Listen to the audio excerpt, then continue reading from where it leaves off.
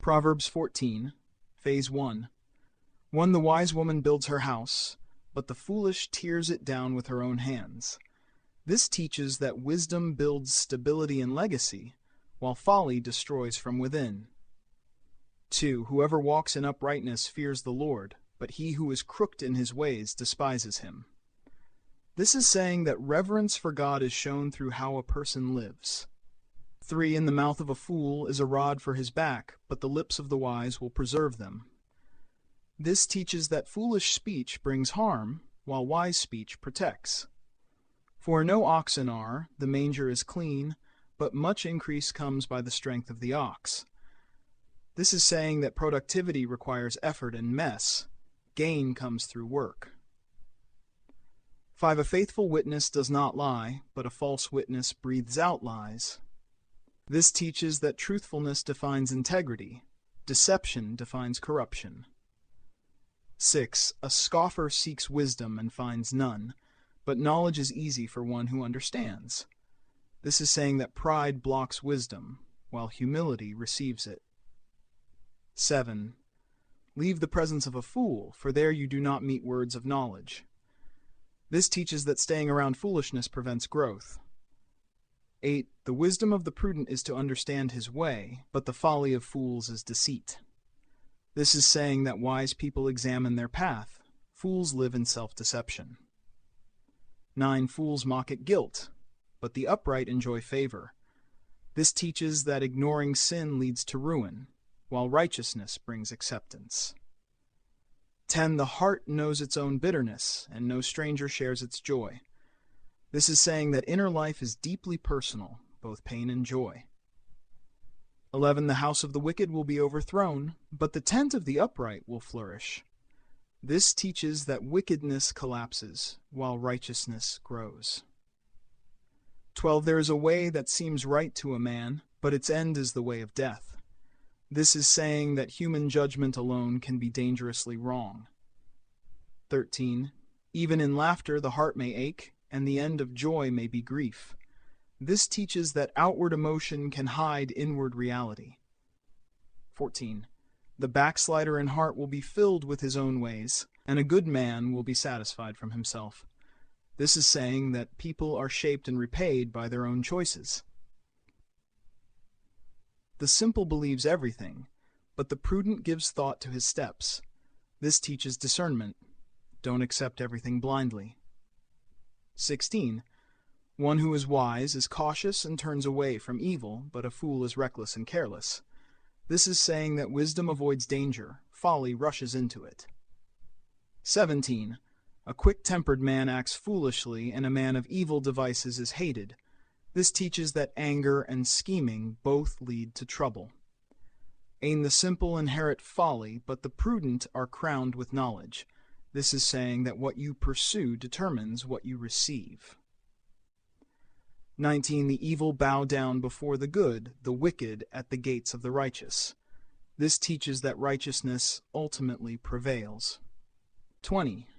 The poor is disliked even by his neighbor, but the rich has many friends.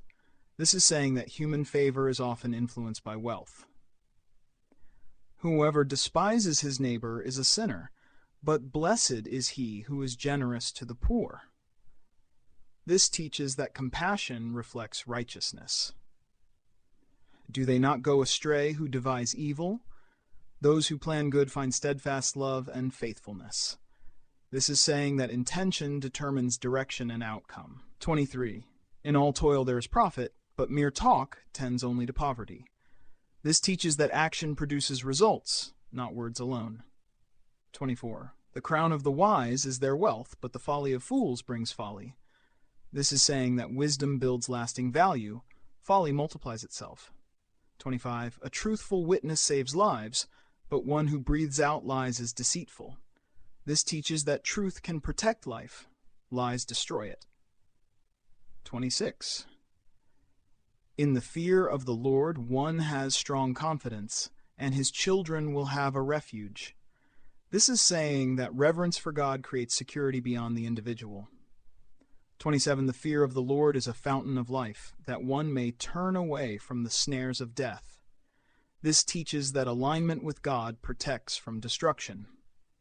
In a multitude of people is the glory of a king, but without people, a prince is ruined.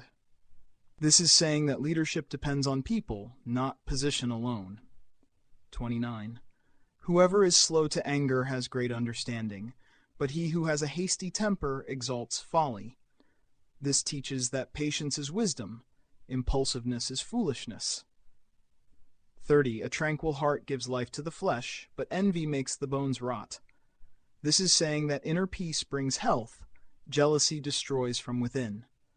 31. Whoever oppresses a poor man insults his maker, but he who is generous to the needy honors him. This teaches that how you treat people reflects how you regard God. 32. The wicked is overthrown through his wrongdoing, but the righteous finds refuge even in death. This is saying that righteousness provides security beyond life itself. 33. Wisdom rests in the heart of a man of understanding, but it makes itself known even among fools. This teaches that true wisdom is steady and eventually revealed. 34. Righteousness exalts a nation, but sin is a reproach to any people. This is saying that moral integrity strengthens societies. Sin degrades them. 35. A servant who deals wisely has the king's favor, but his wrath falls on one who acts shamefully. This teaches that wisdom earns favor. Disgrace brings judgment. Proverbs 14, Phase 2. Historical and cultural anchorings. Proverbs 14 reflects a society where family, community, and social stability depended heavily on moral behavior, speech, and labor. Women's discernment, men's diligence, and ethical leadership were practical necessities for sustaining households and community life. Speech, honesty, humility, and careful planning had tangible consequences, both personally and socially. Folly, laziness, and pride could destabilize families and communities, while prudence, diligence, and reverence for God produced safety, prosperity, and influence. Modern application today, Proverbs 14 reminds us that moral and practical wisdom are inseparable. Thoughtful decision-making, careful speech, ethical labor, and discernment in relationships remain critical for success and well-being. Pride, impulsiveness, or neglect of responsibility still leads to relational, professional, and spiritual collapse. Likewise, humility, diligence, and disciplined moral choices produce long-term benefit and stability. The chapter illustrates that living wisely in modern contexts at home, work, and in community requires attention, restraint, and moral alignment. Linguistic anchorings. The Hebrew text relies heavily on contrast, parallelism, and vivid imagery. Keywords include hakam, wise, resha, wicked, nefesh, soul, and lashon, tongue. Pairing righteous versus foolish outcomes illustrates cause and effect, making lessons memorable and applicable. Veritas 365 translation renders these contrasts in modern, natural English, preserving moral force while making the verses relatable and understandable for today's readers. Theologically, Proverbs 14 emphasizes God's alignment with moral order. He blesses wisdom, diligence, and ethical living, while exposing folly, pride, and cruelty. Righteousness ensures stability, protection, and influence. Wickedness leads to exposure, relational harm, and eventual ruin. The chapter highlights that God's oversight includes both action and intention. He evaluates internal character as much as external behavior. Key themes: wisdom versus folly. Discernment produces stability. Recklessness brings ruin. Diligence versus laziness. Effort converts opportunity into benefit. Neglect wastes potential. Speech as moral reflection. Words can heal or harm. Moral cause and effect. Choices carry tangible outcomes in personal, social, and spiritual life. Divine oversight. God rewards alignment with His wisdom and punishes deviation.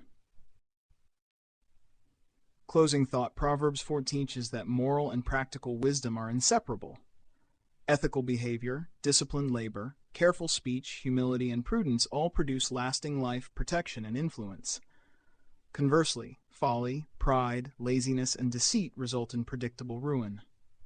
The chapter challenges readers to actively integrate moral principles into daily life, showing that righteousness produces tangible, observable benefits.